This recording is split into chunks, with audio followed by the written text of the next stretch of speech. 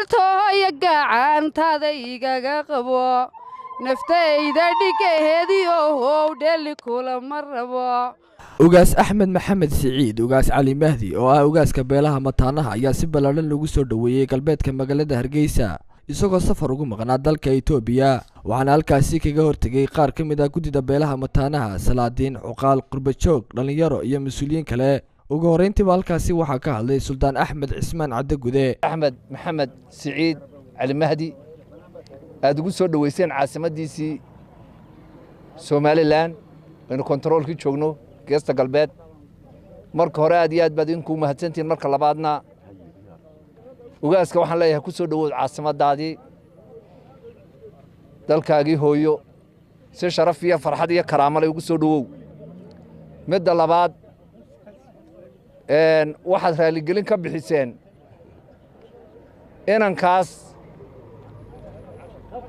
inankaasoo runtii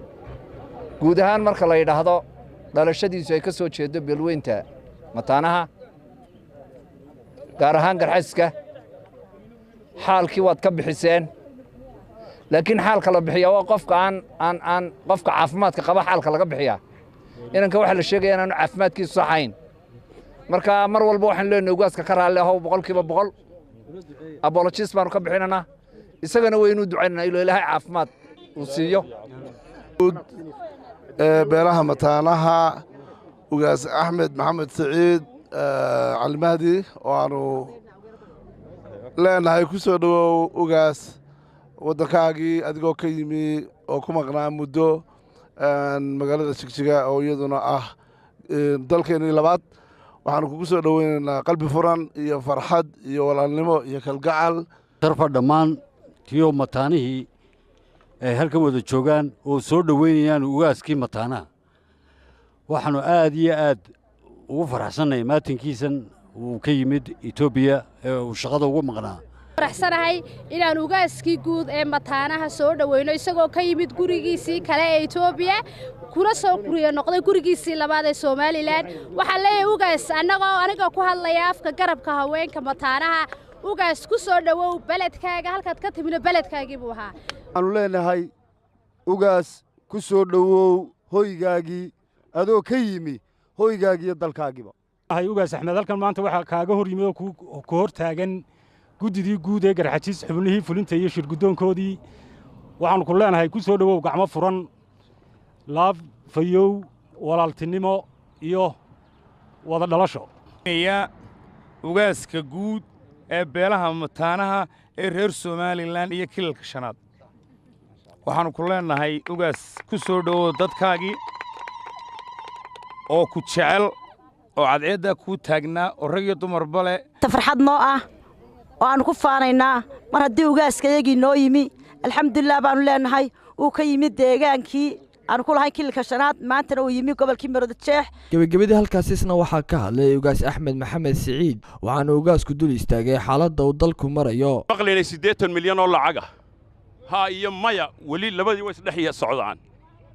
waa la sugayaa jawaabta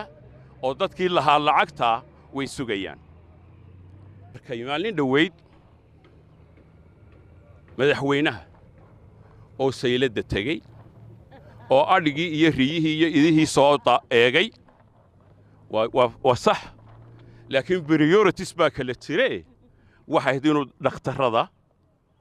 iyo dadka xidhan ee jeelka ku xidhan ee qaar xuntooda weelka lagaga qaado inuu soo eego ayaa ka horeyso priority-gu lahayd urtii darbi jiifka ahayd ee la xidhay cabashay u tageen cabashadii baa lagu xidhay subxaan allah